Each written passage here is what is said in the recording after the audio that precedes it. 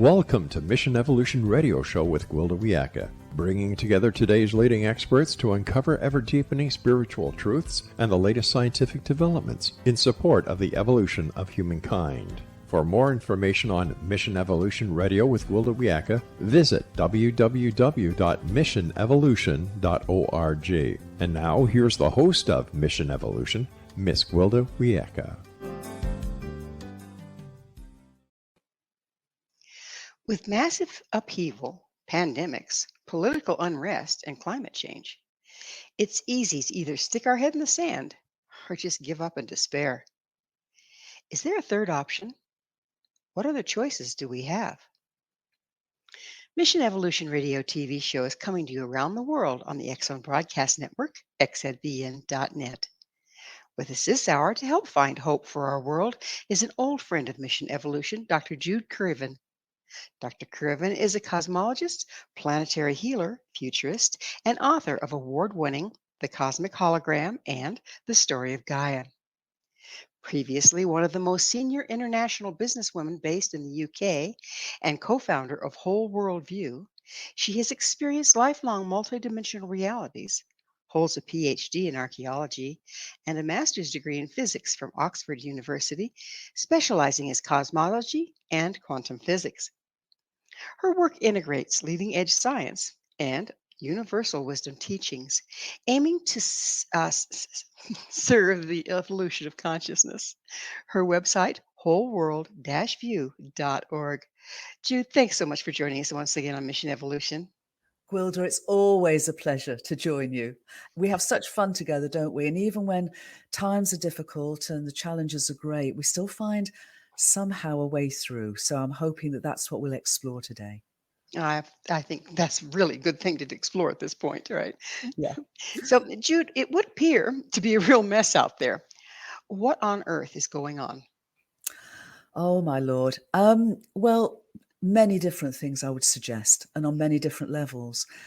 But at the most foundational level, with all the challenges in these turbulent times, I would suggest that we frame this as the potential birthing of a new age. That we've come to an end of a long journey, and we can talk about that and why we've got to where we've got to.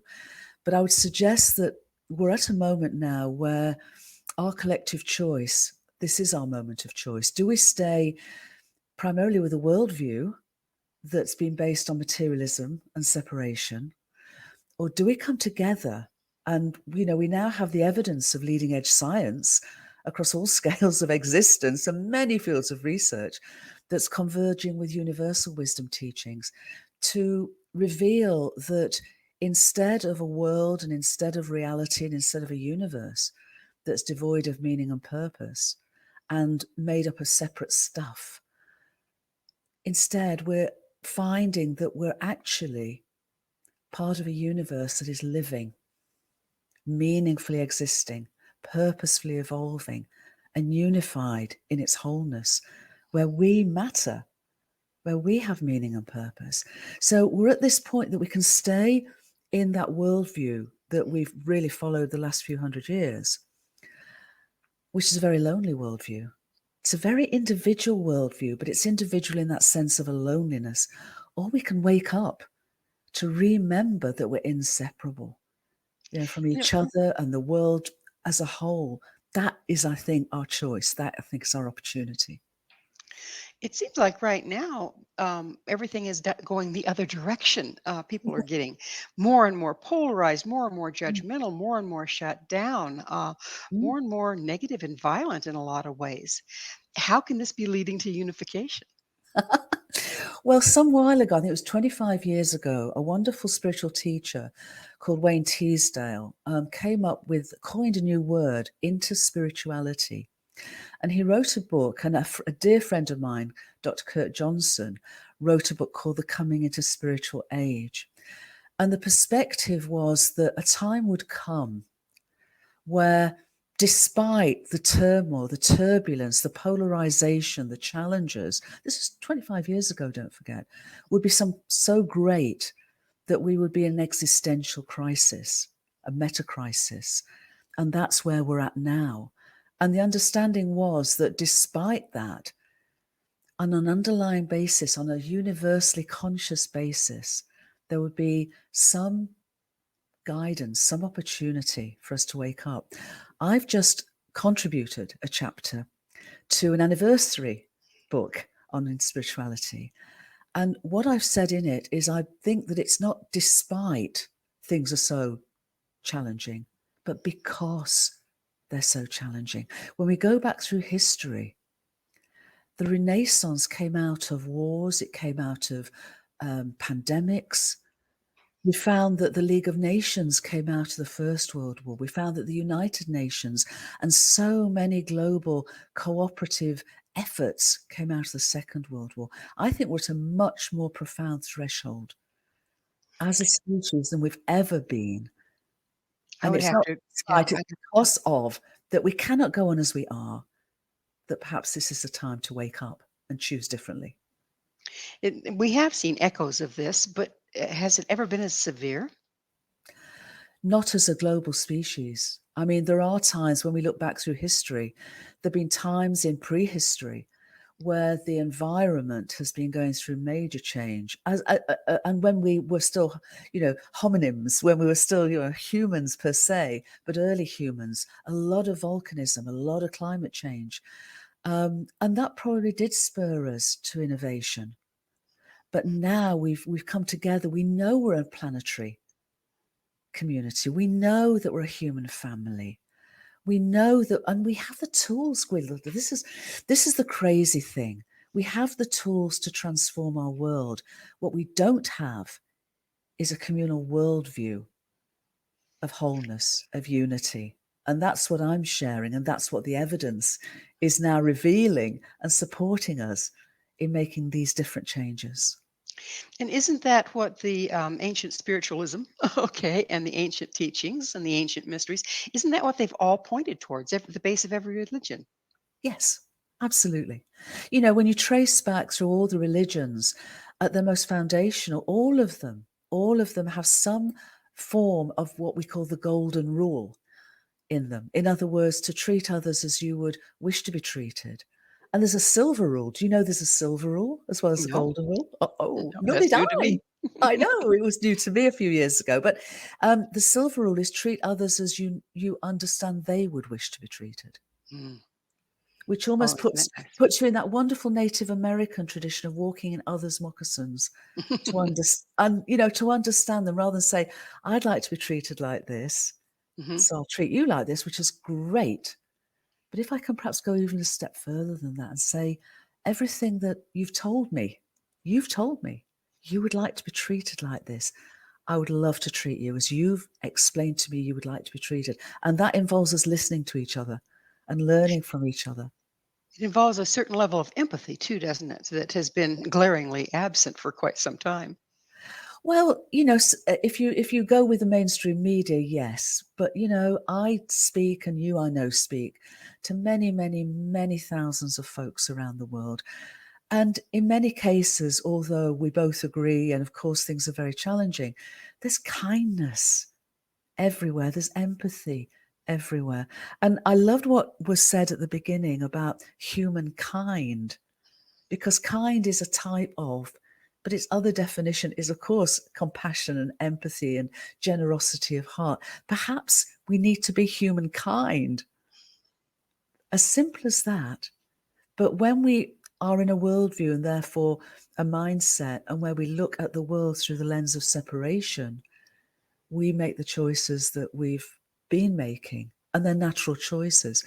What I'm sharing, what the evidence is showing, and what you, as you say, universal spiritual and wisdom teachings have always said, is that truly we are interdependent members of the vast communities of life of our universe, of its web of life. And its life goes far beyond biological organisms to the whole of creation. I would have to ask or point out, isn't there a difference between truly embracing and coming from an empathetic, kind heart and painting it on because it's what you want to be? And how can we move from one to the other? I love that painting it on. I had such a visual when you said that. Well, there's a very long-standing self-help guidance that fake it till you make it. I've never been a fan, I have to say. But I do appreciate that in certain instances that can be the case. What I would perhaps suggest otherwise, kindness is and love are the most simplest of things we could do. Empathy is perhaps what we can invite ourselves to do, and it starts with us, as we know, is make our choices consciously, to make our choices from love. As simple as that. Rather than say something unkind to someone, whether it's a family member, a friend, a stranger, say something kind. I love when I see people looking a bit unhappy in the world. There's a lady behind a counter that I was buying something from the other day, and she really looked miserable, as though the world was on her shoulders, and it may well have been. But she had the most incredible shoes. And I said, "I love your shoes." And she suddenly perked up and said, "Oh, thank you. I got them here and I love wearing them." And we had a lovely 5-minute encounter.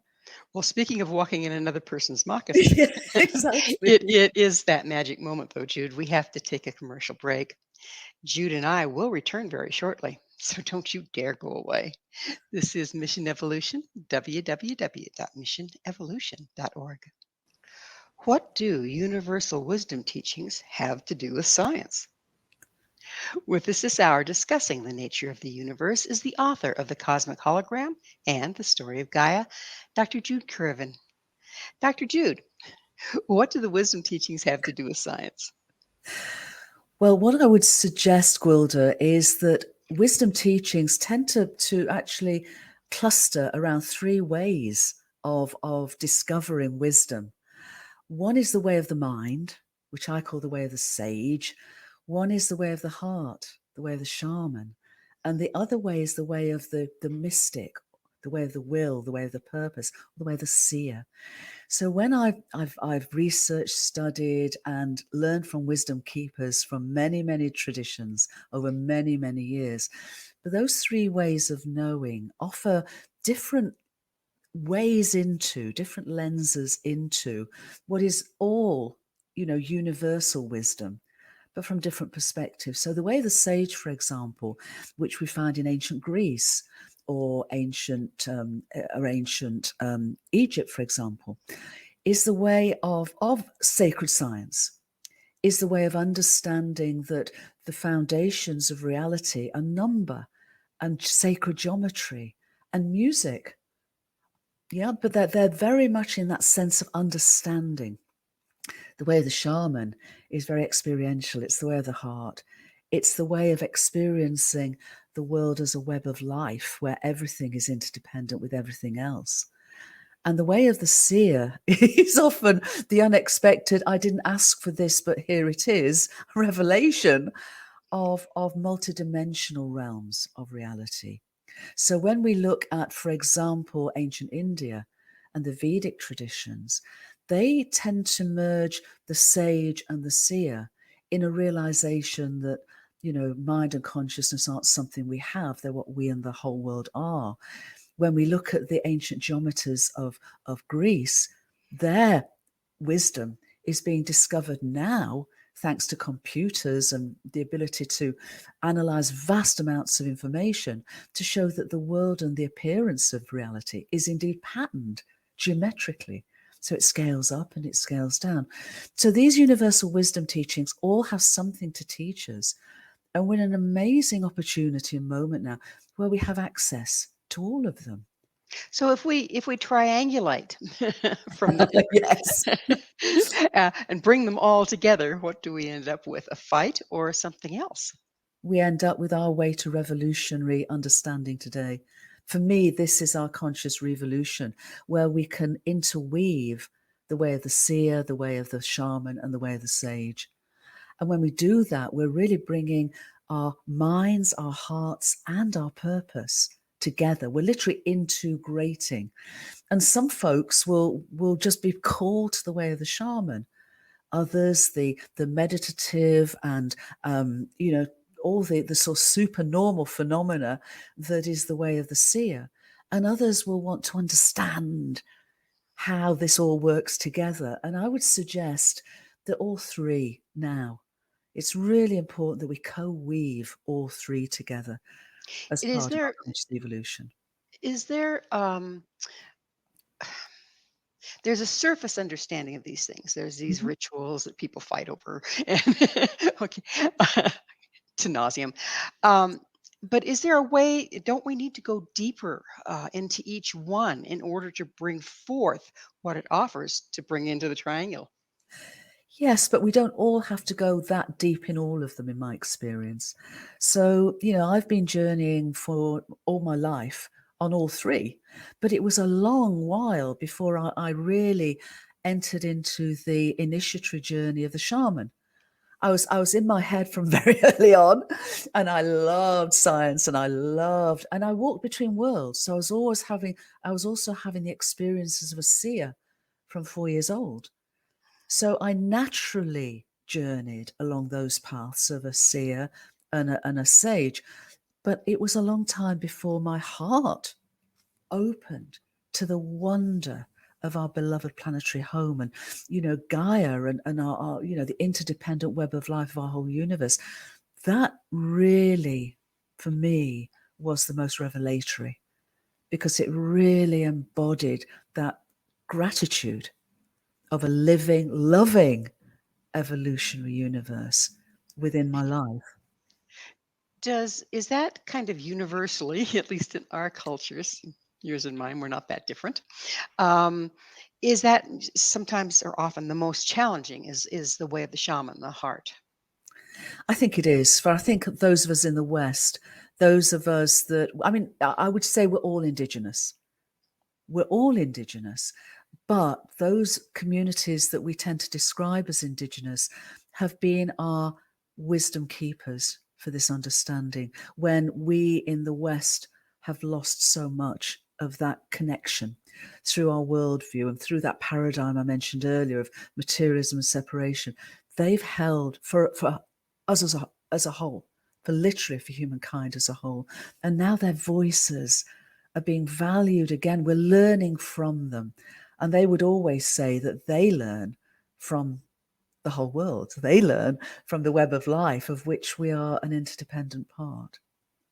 A lot of the indigenous prophecies, Mm, and I'm going to butcher the saying of this, but it's kind of a conglomeration of all of the ones I've heard. yeah, Basically, said that there was a time when the wisdom was cast to the four corners of the earth, yeah. and Creator said that only when you come back together will truth be known.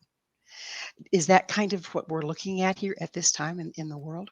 I feel it is. And the Indigenous voices that are coming now very much to the forefront of bringing these prophecies are all saying that exactly, that it is time for us to come together, all colours, all ethnicities, all communities to come together, because we each have gifts to bring. Yeah, we're all human, but we each have gifts to bring from those journeys to this point. And there is a prophecy of when the eagle and the condor would come together, the north and the south of the Americas, but also the hummingbird and the quetzal.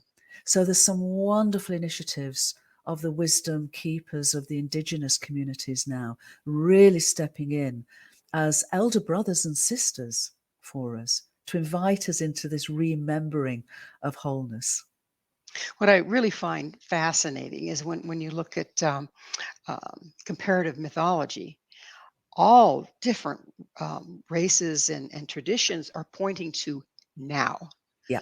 And have you found that as well? And what do you think of that?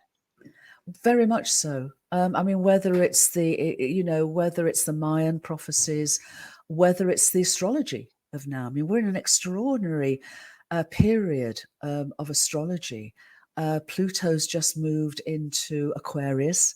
We've had the most incredible solar eclipse with all sorts of astrological connections. We've just come through a Jupiter conjunct Uranus. We're moving into a time over this next year and a half where all the outer planets are changing signs. So this is like this is the turning of an era from that astrological perspective. and it's coincident. It is synchronous, of course, with the prophecies. But it goes back, Gwilda, to what you were asking. What do we choose? Because this truly is our moment of choice. We can't go on as we have, or if we do, that, in my view, will be the demise of the potential that we have to evolve as a species. It seems like historically our choices have been personal ones. And now you're telling me that we have a collective choice that's going to make or break a lot of things. Why do you think the collective choice at this point versus just individual choice? Because we can't transform the world as we need to just on an individual choice level. We have to change it. We have to support that change at all levels, from our personal self, of course, but the expanding of this beautiful circle of compassion, as Einstein called it, to the me and the all. So at WholeWorld-View, we talk about act local, feel global, and think cosmic. Mm. Because it takes all of us to link up and lift up together. And it certainly takes a critical mass of us to wake up to this understanding and act on that realization that we truly are inseparable from the whole world. We're about out of time in this segment, but it's so tempting to look at what's come before and find fault. Okay, the world is a mess. We've done all these bad things. Da da da da da da da. But is that really the case, or would we be here without it? I know we've got to go to a break, so I'd like to come back with a response to that. But I like to see meaning and purpose in every step we take, however challenging it may be and how apparently mistaken it has been. I don't think it has been mistaken. I think it's got us to this point as it needs to have got us to this point. But it can take us no further with that perspective. So I certainly don't want to be in the blame and the shame game. But I do feel that our journey has involved a lot of trauma that we now need to heal and release for us to be free to move forward together and to literally step into this amazing opportunity for our conscious revolution. So were we in a different place energetically as astrologically that led to what we've experienced in the past, and now that is shifting versus we were screwing it up before and now we have a chance to make it right? Well, yeah, I mean, if we go back 2,000 years, 2,500 years, is what's often being called the axial or the beginning of the axial age. And in astrological terms, it would be seen as the age of Pisces.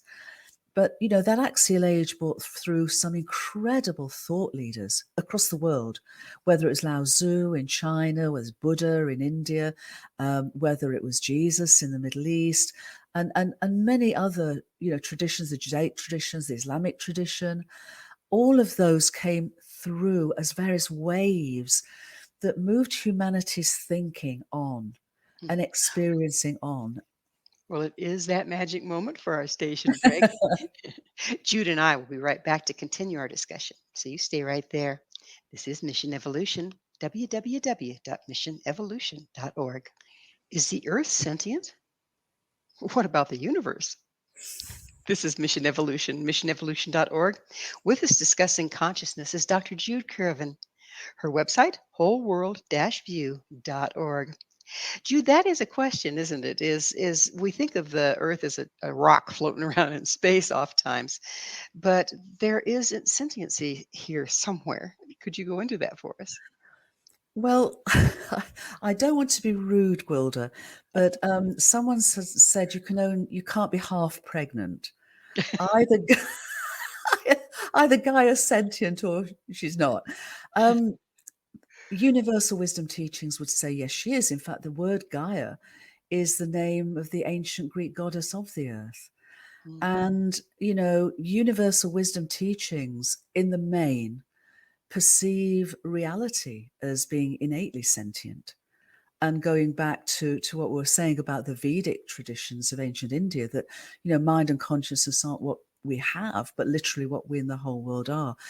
And our paradigm, our scientific paradigm, our secular paradigm, because it's more than science, we have a worldview that is essentially the 19th century science of a mechanistic and separate material universe without meaning and purpose.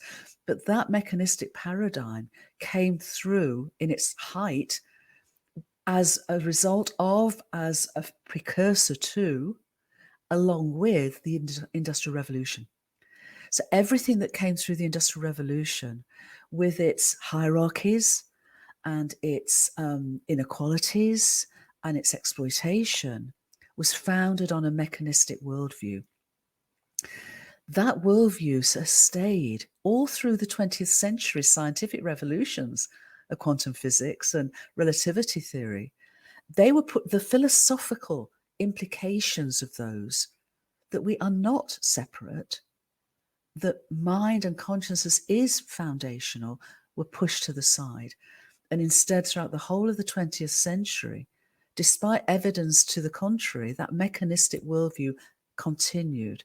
And so the technological advances came forward, but the understanding of who we really are was just pushed to the side. And that kept us in that individuation, it kept us in the separation, all that we've spoken to.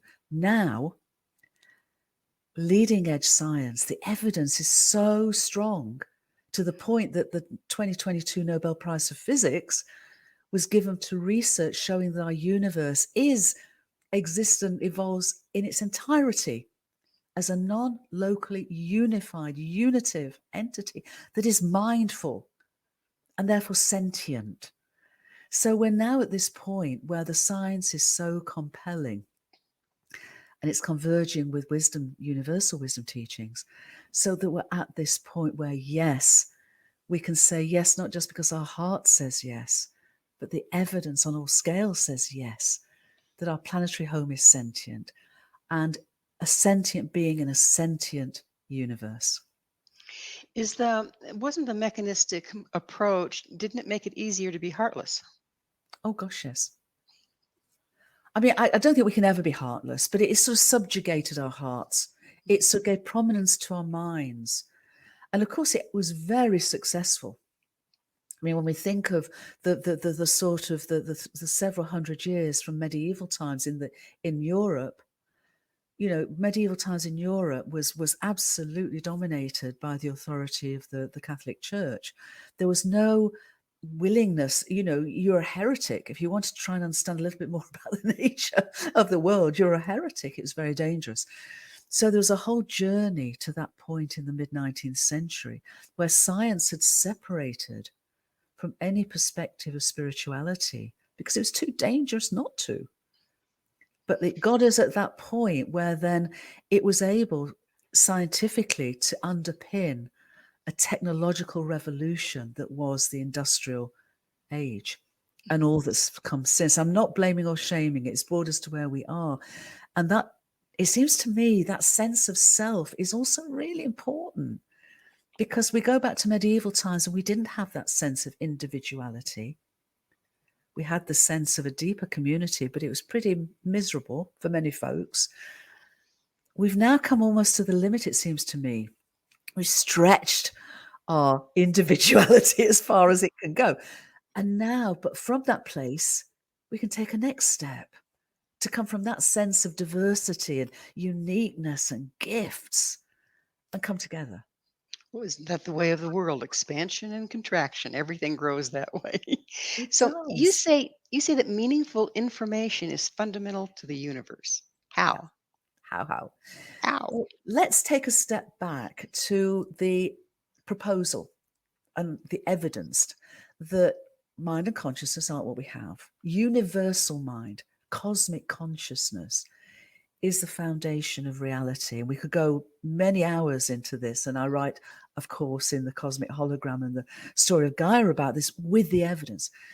But how then does cosmic consciousness create a universal awareness of consciousness that then has the appearance of our beloved universe around us and us?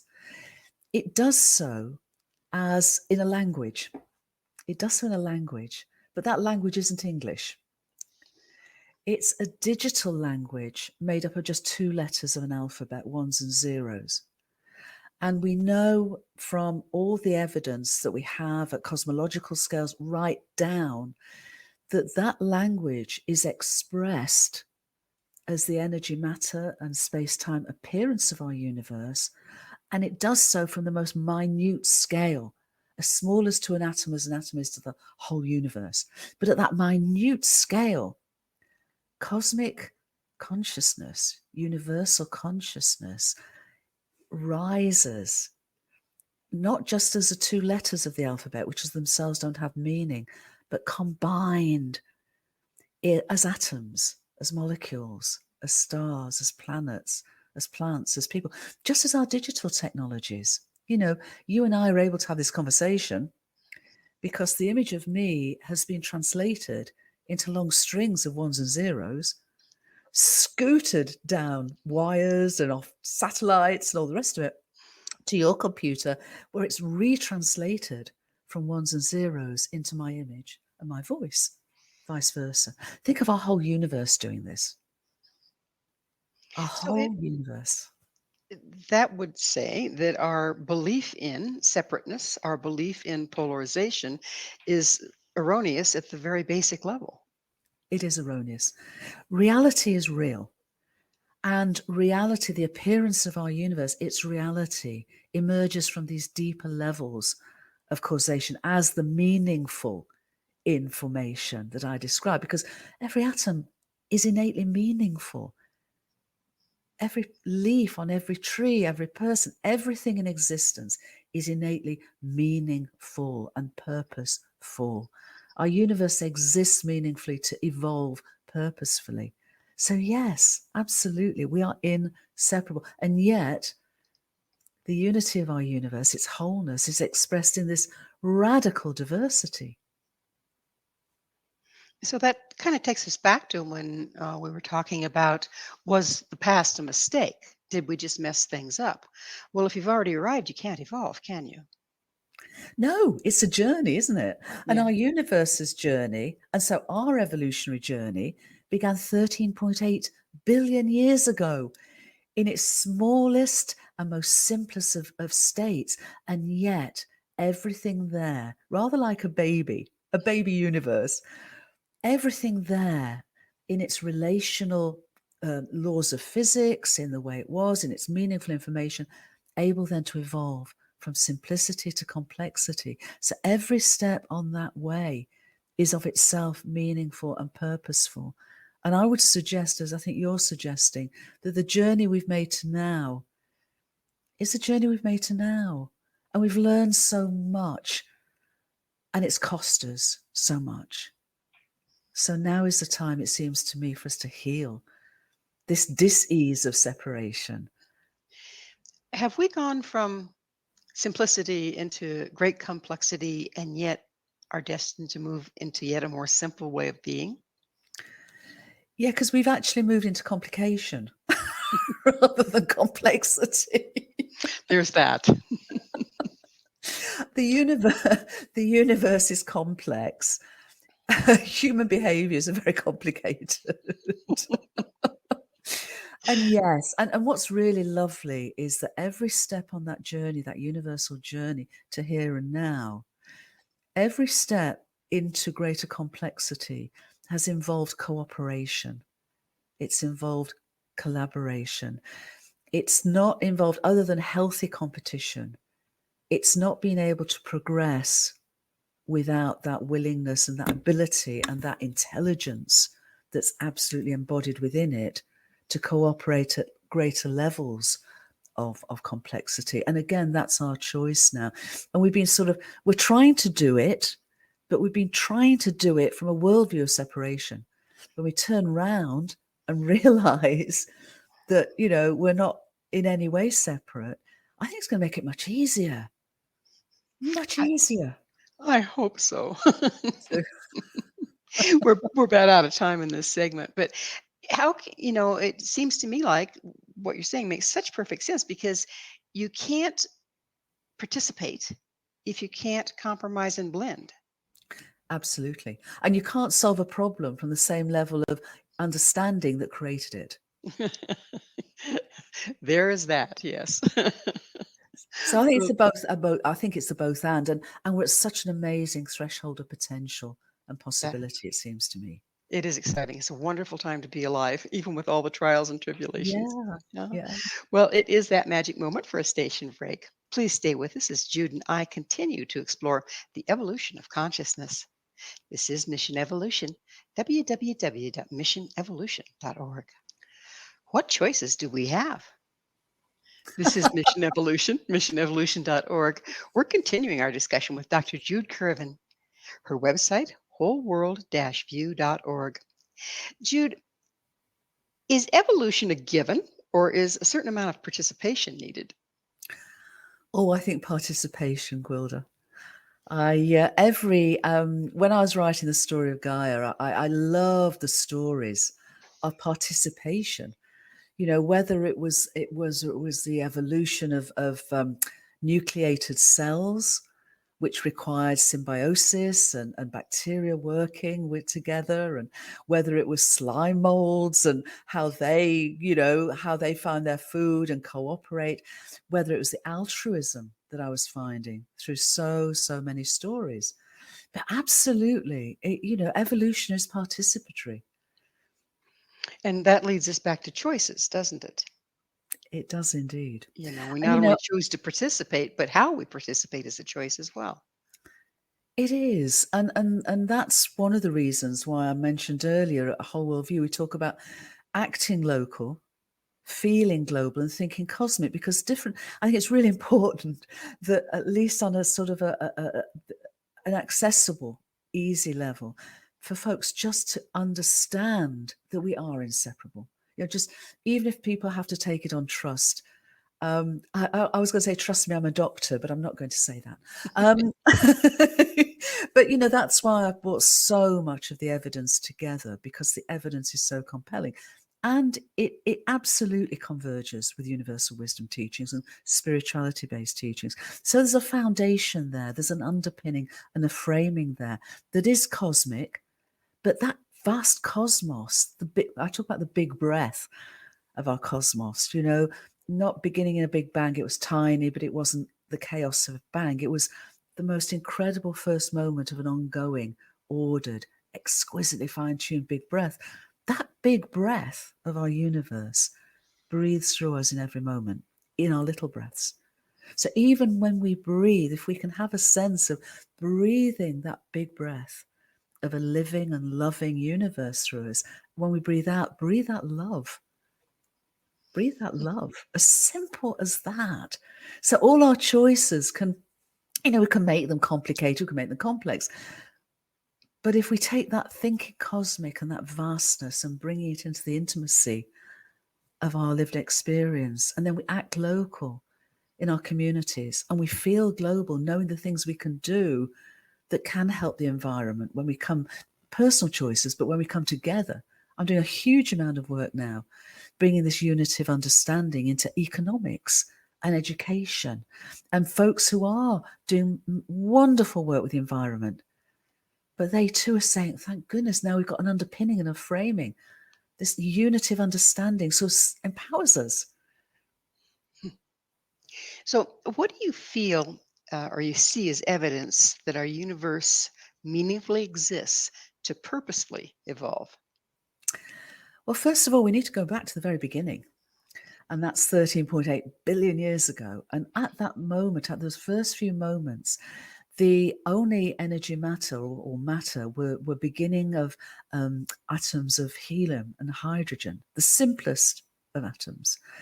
You then go forward a couple of hundred million years, and you come to stars and generations of stars living and transmuting those simple elements into ever more complex elements, and then dying and exploding and releasing all those elemental nutrients into the interstellar medium of galaxies, and then go forward, to about 9 billion years ago, before our sun was formed, before our planets were formed, our planetary home was formed. We now know that when we look out into space, we see interstellar clouds of molecular hydrogen, but it's not just molecular hydrogen. We've now discovered all the prebiotic building blocks of biological life out in space. in that deep, deep cold of space. These are our wombs, these are gestations, these are nests, literally, for planetary systems. So when we look out there, we see everything that couldn't go beyond that level of complexity because it needed planets and water planets. But we see out there vast amounts of ice, vast amounts of these prebiotic nutrients, building blocks of RNA and DNA and protons, amino acids and protons and lipids and sugars. They're all there. And they're bathed by ultraviolet light from nearby stars, not too powerful, but enough to keep them in a way that they're like chemical factories. They're like emergent evolutionary factories. And then about 5 billion years ago, a large star came to the end of its life and exploded as supernova. And its shockwaves collapsed a portion of such a cloud, not chaotically, but it collapsed it in a way that it formed our planetary system with a proto-sun at the center. And instead of chaotic orbits for all the rest of the material around it, they were harmonic orbits, resonant orbits, able then to form planets. Our planet is the perfect distance from our star, the sun, in the Goldilocks zone, not too hot, not too cold, and a water planet. When Gaia was formed, all those prebiotic nutrients that had been part of that interstellar cloud were the birthing gifts to her. And that enabled her then to birth her biological children. And for the last 4 billion years, our journey, their journey, her journey has continued to this point. That is what I mean by meaning and purpose. So we truly are just bits of stardust. We're even older. We're even older than that. The hydrogen in the water of our bodies is only a few minutes younger than our entire universe. The hydrogen in our bodies is nearly 13.8 billion years old. And the oxygen then was created in stars. So the water within us and everything else, you're right, is stardust. But the hydrogen goes back to the beginning. That's amazing. That's just amazing. So,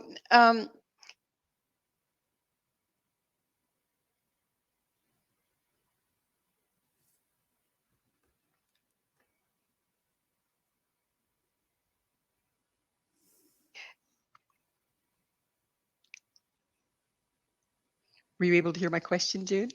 No, my dear, you froze. I was afraid of that. The statue. I said, is the time in the show when I get to ask you, what's your mission?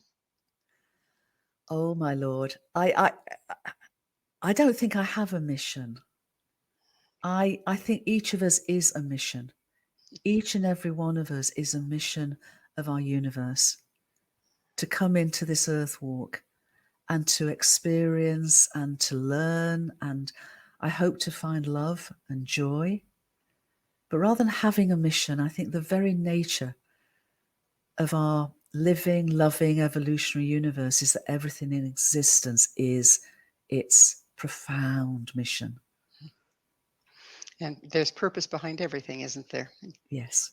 If there's anything this hour has focused on in a certain way, even though it hasn't been said, is this underlying consciousness and purpose.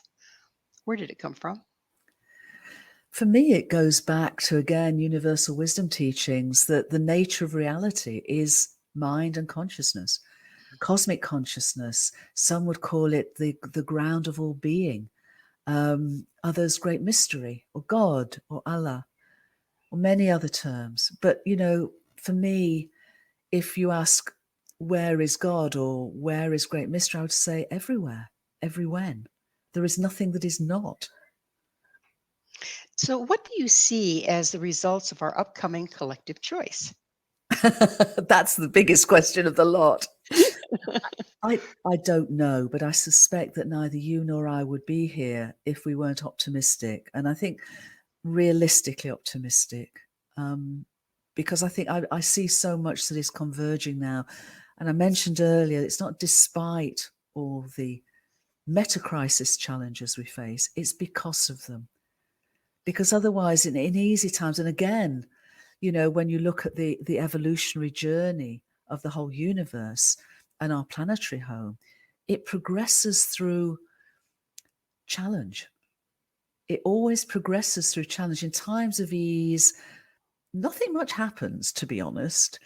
In times of change, some things do, but in times of great change, it's truly extraordinary how rapid evolutionary progress can be. And we're at a point now where it's not so much biological evolution, but conscious evolution. In closing, we're about out of time, believe it or not, but in closing, what message of hope do you have to offer our worldwide audience? I wrote a book once called Hope, Healing our People and Earth. And in that book, I spoke about hope being foundational. It's not aspirational. It's a profound spark within us. And it seems to me that we have what we need to wake up, to remember, to come together, to love each other, to be humankind. And we need to choose it. Beautifully put. Jude, as always, when we have you on the show, time flies. Thank you so much for joining us and sharing your wisdom. Thank you, Gwilda. Always a pleasure. Thank you. Our guest this hour has been Dr. Jude Currivan. Dr. Currivan holds a master's degree in physics and is the author of The Cosmic Hologram and The Story of Gaia. To find out more about Jude, where you can find her books and all she has to offer, visit her website, WholeWorld-View.org. This has been Mission Evolution with Gwilda Wiyaka. For more information or to enjoy our past archives, visit www.missionevolution.org. But please, be sure to join us right here next time.